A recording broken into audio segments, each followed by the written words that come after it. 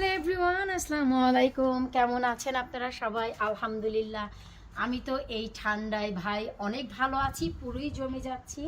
দেখতেই পাচ্ছেন পোশাক আশাক। তারপরেও হয়তোবা ভাববেন যে এই সময় এই ঠান্ডায় আমার গার্ডেনে আবার কি ভিডিও, কি হারভেস্টিং রয়ে গেল। জি হ্যাঁ, আমার গার্ডেনের কিছু জিনিস রয়ে গেছে, ভাবলাম আপনাদের সাথে শেয়ার করি।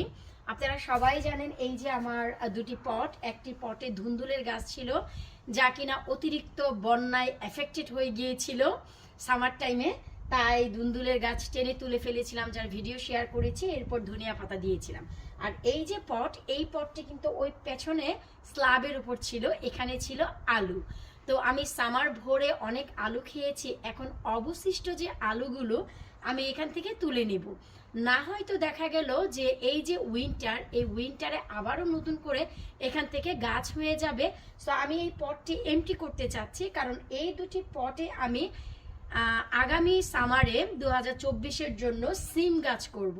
সো আলুগুলো যদি সব না তুলি তাহলে কিন্তু এখানে আবার নতুন করে আলু গাছের জন্ম হবে। সো আমার টার্গেট হচ্ছে যে সামার ভরে আলু খেলেও এখন আমি আলুগুলো নষ্ট করতে চাচ্ছি না। তার কারণ আমি জানি আপনারা বলবেন যে আলু এই একটি হারভেস্টিং এর জিনিস। ভাই হ্যাঁ, কেন নয়, অনেক কষ্ট করে সামার ভরে গার্ডেনিং করি, ফল গাছপালা শাকসবজি লাগাই, সব কিছুই আমার কাছে মূল্যবান। তাছাড়া আপনারা যারা রয়্যাল জার্সি পটেটো খেয়েছেন, এই রয়্যাল জার্সি পটেটো যে কত মজা, বিদেশে থেকে দেশের বাড়ির স্বাদ আপনারা পাবেন এই আলুটি খেয়ে। সো আমি আলুটি মোটেও ওয়েস্ট করতে চাচ্ছি না। তো আপনাদেরকে সাথে নিয়েই আমি শেয়ার করব যে আমার এই পটে কিছু আলু আছে কিনা, যদি থাকে তুলবো। আর রয়্যাল জার্সি পটেটোটি দেখতে কেমন, ভেতরটি কেমন, আজ আমি আপনাদের সাথে শেয়ার করব। এতে করে আপনাদেরও বুঝতে সুবিধা হবে। পরবর্তীতে আপনারা যে কোনো নর্মাল আলু না লাগিয়ে রয়্যাল জার্সি পটেটো লাগাতে পারেন। আশা রাখছি আপনাদের আজকের এই ভিডিওটিও ভালো লাগবে। তাছাড়া আমার 2024-এর জন্য যেহেতু নতুন প্ল্যানিং, তাই এত ঠান্ডা হলেও আলুগুলো আমাকে তো তুলে নিতেই হবে। তো চলুন আমি আপনাদেরকে সাথে নিয়েই আলুগুলোকে তোলার ব্যবস্থা করি। তো চলুন আমরা শুরুতে হাতে একটু গ্লোভস পরে নেই, কারণ হচ্ছে যেহেতু মাটি অনেক বেশি ঠান্ডা, বা মাটির নিচে আদৌ আলু আছে কিনা জানি না। তবে তার আগে এই যে আমরা আলু গাছের যে ডালপালাগুলো যা থাকে তা আসলে তুলে নেই, তারপর আমরা দেখব যে আসলে কোনো আলু পাওয়া যাচ্ছে কিনা। পাওয়া গেলে তো ভালো, সোনাই সোহাগা।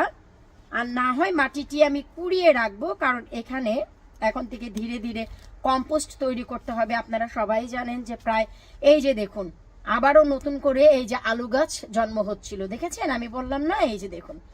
ও মাই গড। সো আমার আর আসলে এগুলো প্রয়োজন নেই।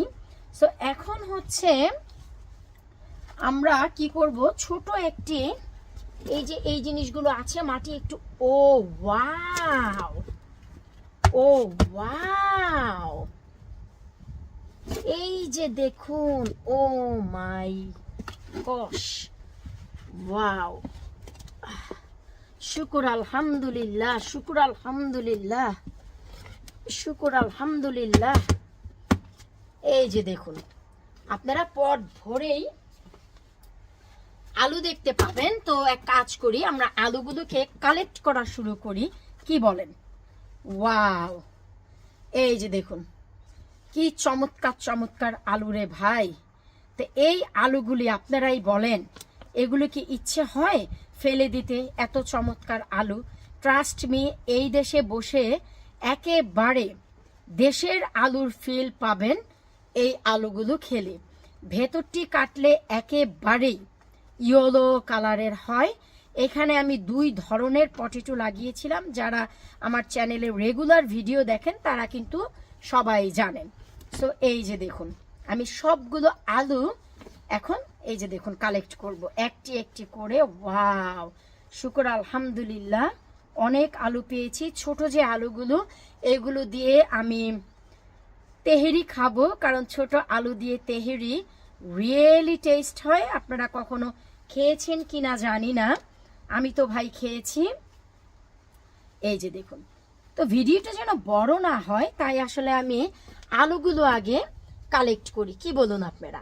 এই যে দেখুন পুরো পটটি ভরেই আসলে আলু, তো আলুগুলোকে আগে কালেক্ট করি, মাটিগুলো সরিয়ে তারপর আবার আমরা দেখি যে কি পর্যায়ে আলু আমরা আজকে পেলাম।